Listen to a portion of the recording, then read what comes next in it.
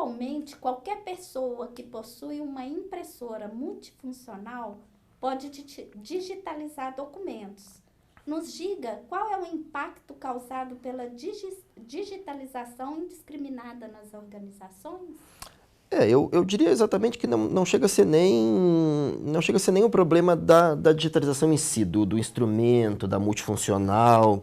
Eu iria mais além ainda. Hoje a gente está vendo que tem gente digitalizando não mais com a multifuncional. As pessoas estão digitalizando com o celular agora. Eu falei daquele sistema eletrônico de informações, o SEI, que está muito disseminado no Brasil inteiro, por causa que ele foi emanado como política pelo MPOG, Ministério do Planejamento, Orçamento e Gestão. E o que as pessoas estão fazendo? Elas têm que anexar, por exemplo, um atestado médico para esse afastamento. E ela não vai nem na multifuncional mais. Ela pega o seu smartphone e ela tira uma foto, ela representa aquele documento e coloca no sistema. É uma digitalização.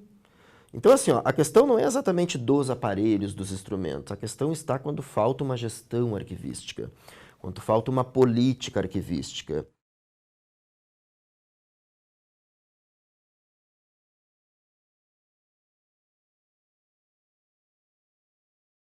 Olha, vamos trabalhar com um cenário sem uma política e um programa de gestão. Essas instituições vão utilizar esses instrumentos para digitalizar indiscriminadamente documentos. Vão colocar no website, vão colocar na web, vão colocar num banco de dados, vão colocar num HD externo. Isso é um perigo, porque eu estou dando uma presunção como servidor público de que aquele documento é autenticado, não autêntico. Ele serve como fonte de prova, até que se faça uma arguição de falsidade. Olha o perigo de tudo isso. Enquanto servidor público, estou declarando esses documentos, mas que ele pode ser adulterado. Ele pode ser invadido, os websites podem ser adulterados, o documento pode ser substituído por outro, podem colocar um outro documento no lugar daquele que eu coloquei, pode apagá-lo. Então, olha, não são os equipamentos, é a falta de um programa de gestão.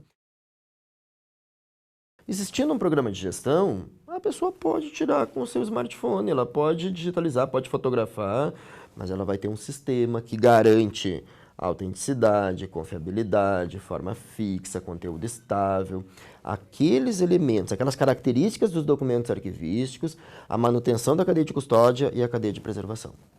Tá. Porque um documento digitalizado não possui o mesmo valor legal e jurídico que um documento físico original? Perfeito. É exatamente por quê? Porque a ciência que estuda a autenticidade, é isso que a gente tem que cuidar. Quando eu preciso estudar a autenticidade, a fonte de prova, aqueles elementos de identidade e integridade, eu tenho que recorrer a uma relação interdisciplinar com a diplomática. A arqueologia vai lá, o direito também vai lá na diplomática, a história vai lá na diplomática. O que a diplomática diz? Para se garantir a autenticidade, eu não posso fazer um estudo da autenticidade na informação. Eu preciso da informação e da sua relação com o suporte, da sua fixidez, elementos intrínsecos e extrínsecos da produção desse documento. Responde novamente aquela questão, informação e documento. Bem, se eu estou dizendo que eu tenho que ter o suporte em que foi produzido aquele documento, porque ele tem elementos de autenticidade, quando eu digitalizo aquele documento, aquele processo de digitalização, de fotografar, eu não consigo trazer esses elementos intrínsecos e extrínsecos nessa foto. Eu fotografo esse memorando, esta carta, eu não consigo trazer os elementos de autenticidade para cá. Eu trago só a foto, só o que eu estou enxergando aqui. Da mesma forma, vamos fazer uma brincadeira. Olhem só, esse documento que nasceu analógico, ele não pode migrar para o mundo digital e ser autêntico lá, ele vai ser só uma representação. Vamos fazer a mesma brincadeira agora do mundo digital. Um documento que nasceu digital, tentar levá-lo para o mundo analógico. Olha, um memorando que nasceu no mundo digital. Ele é uma folha, tá? Uma carta. Só que a quantidade de metadados, de elementos intrínsecos e extrínsecos da produção desse documento lá, ele pode chegar até 40 vezes mais do que aquela carta ali. Ou seja, quem produziu, o IP daquele computador, o MAC address daquele computador, o login, a hora. Estamos falando que eu posso ter até 40 páginas relacionadas a uma página que seria daquela carta, daquele memorando, daquele documento, e essas 40 são só metadados relacionados àquele documento. Então, esses elementos intrínsecos e extrínsecos, eles são exclusivos desse ambiente, do ambiente digital, que não tem mais como levar esse ambiente digital para o analógico. As instituições que partiram para o mundo digital da produção dos seus documentos, elas vão ter que permanecer no ambiente digital daqui para sempre. Elas migraram para o mundo digital.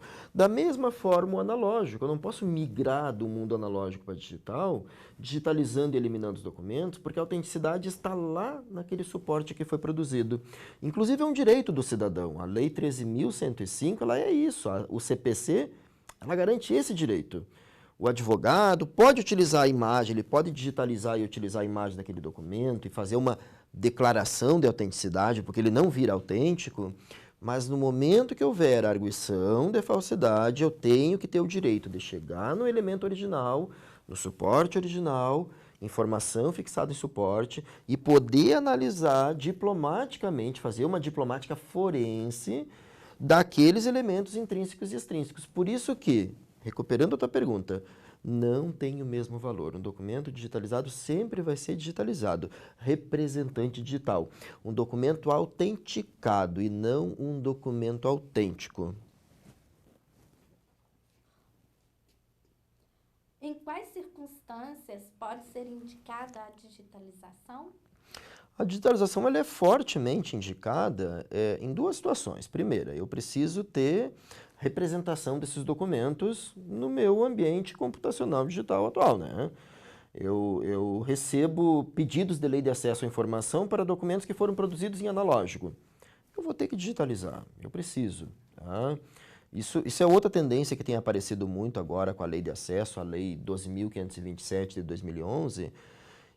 Até então, até 2011, as pessoas pesquisavam documentos, faziam um pedido de pesquisa e iam diretamente na instituição solicitar esses documentos. Isso acontecia com alunos de mestrado, de doutorado, com os pesquisadores, historiadores, sociólogos, etc. Ele ia lá, ele pedia, ele tinha acesso àquele documento ali, no suporte original de produção. Hoje eu posso fazer esse pedido online, tá? Através dos ESICs, o portal de acesso à informação. Faço aquele pedido, em 20 dias eu tenho que ser respondido, isso é o que diz a lei. Pode haver uma prorrogação da instituição de até mais 10 dias, mas eu tenho que dar acesso àquilo. Antes da lei de acesso à informação, antes da questão da transparência, o que acontecia? Eu chegava nessas instituições para pedir, eu não tinha a proteção da lei e as instituições diziam, eu não tenho recurso, eu não tenho scanner para digitalizar. Hoje, com a lei de acesso, isso não vale mais. Tanto é que a instituição que respondeu isso, a gente já teve conhecimento de que houve recurso e a instituição foi obrigada a investir nesse setor para ter digitalização, para ter acesso. Então, quer dizer, a digitalização, nesse caso, é altamente recomendável, mas eu volto a recuperar aquela tua pergunta daqueles instrumentos de digitalização, a multifuncional e etc. Olha, não é só aquilo, porque senão eu vou fazer retrabalho. Eu vou digitalizar para um pesquisador que me demandou um determinado documento, eu vou salvar numa pasta ou num HD externo. Daqui 1 mês, 2 meses, 3 meses ou anos, me pedem e eu não recupero bem aquele documento, porque ele não foi inserido num ambiente arquivístico, num programa de gestão, com uma cadeia de custódia e cadeia de preservação.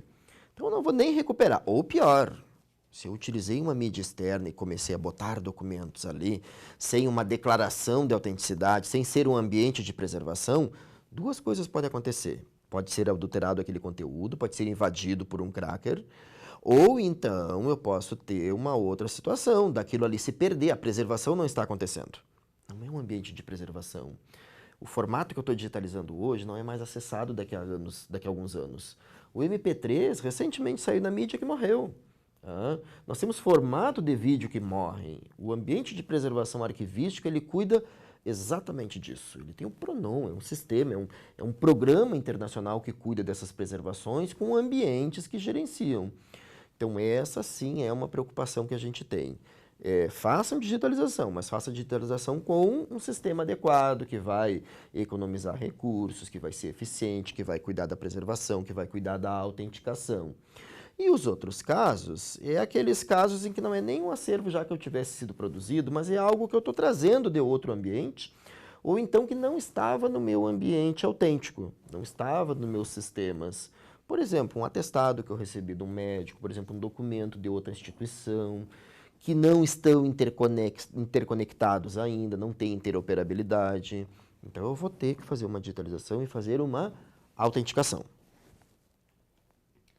Quais requisitos devem ser atendidos na realização do processo de digitalização? Processo de digitalização. Eu vou ter que considerar se esse documento é de caráter permanente, eu tenho o documento do CONARC para digitalização de documentos permanentes.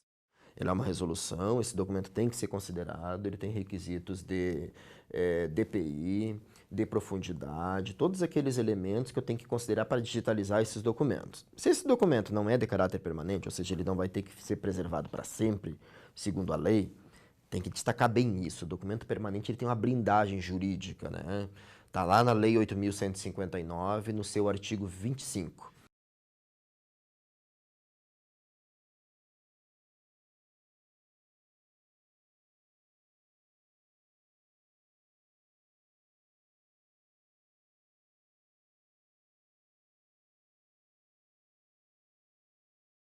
Eliminar, corromper, alterar um documento de caráter permanente é crime. Então isso é muito importante. Por isso que quando eu falo do documento de caráter permanente, ele tem que ter esse cuidado especial, ele tem que ter um sistema especial.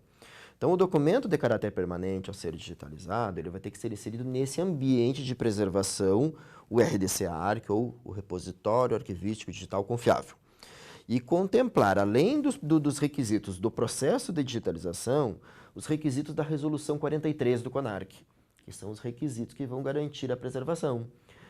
Tecnicamente, se eu for falar agora como fazer mesmo, quer dizer que eu vou ter que digitalizar, eu vou ter que ter metadados próprios, eu vou ter que ter resolução própria, e eu vou ter que preparar pacotes OAIS. Tá?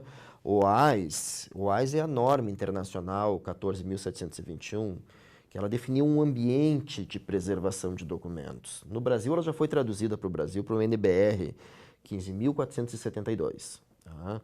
Então, ela diz que para eu levar esses documentos para o ambiente, eu tenho que preparar um pacote SIP de submissão, em que eu reúno seus objetos, que veio daquele instrumento digitalizador, daquele scanner, com os seus metadados e com a minha declaração de autenticidade. E aí ele vai entrar nesse ambiente, ele vai ser preservado e vai ser difundido numa plataforma de acesso. Esses são os elementos que eu tenho que respeitar.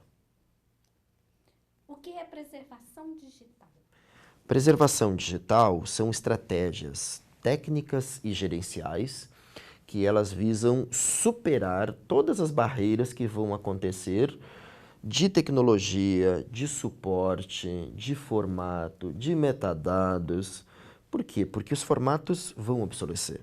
Porque os metadados que nós utilizamos, os padrões vão obsolecer, os sistemas vão obsolecer, as mídias vão obsolecer. Isso é do ambiente digital, isso é do documento arquivístico digital e são das mídias digitais. Então essa é a preservação digital. Ela tem as suas estratégias de migrar, converter, emular, que são estratégias que a gente utiliza gerencialmente para dar conta dessa necessidade, que eu consiga trazendo um vídeo produzido Super 8, um vídeo produzido em VHS, mas que ele esteja atual hoje. Mas note, a preservação digital ela teve um incremento sobremaneira com a questão do modelo AIS que eu falei anteriormente, daquela ISO 14.721. Antes nós fazíamos a preservação digital não numa abordagem sistêmica. Nós íamos lá e eu tenho um acervo de VHS para digitalizar. Então eu ia lá e aplicava uma conversão, uma digitalização, uma emulação. Quando eu estava terminando de fazer aquela, eu já tinha outras mídias para dar conta. E aí eu tinha que meio que enxugar gelo. Hoje nós temos um ambiente gerencial, de acordo com essa ISO internacional, que é o RDC-ARC, que é o Repositório Arquivístico Digital Confiável. Esse ambiente ele faz tudo isso. Ele controla a autenticidade, esse ambiente ele cuida da migração, ele cuida da conversão. A questão é que isso vai levar um tempo para essa preservação digital estar amplamente difundido nas instituições. Que um setor que produz TV digital, ele elabore os seus vídeos, os seus metadados e venha para esse ambiente de preservação. Porque senão esses setores vão estar sempre reféns da mídia. O foco na mídia. E o foco que é esse foco não gerencial, não na política, mas um foco em que sou eu profissional da ponta que vou ter que pegar VHS e converter para um DVD e converter para Blu-ray. E isso é um trabalho contínuo, constante. Só que olha o perigo disso. Toda vez que eu migro de um formato para outro, quer dizer que eu estou mexendo na cadeia de bits ali. Eu estou podendo alterar a autenticidade dele. Eu estou rompendo com a cadeia de custódia. Aquele setor que produz esse documento dentro da égide da cadeia de custódia, com o RDC Arc, ele vai estar dentro desta abordagem, dessa nova preservação, dessa preservação digital sistêmica. Quais as diferenças e semelhanças na preservação de documentos físicos e digitais? Eu diria mais diferenças. Substancialmente diferenças. Nós temos um epistema diferenciado, tanto que a própria formação do arquivista e dos preservadores, nós temos disciplinas separadas. A gente não conseguiu colocar juntas, né, a preservação analógica e a preservação digital. Tem epistemas próprios e distintos.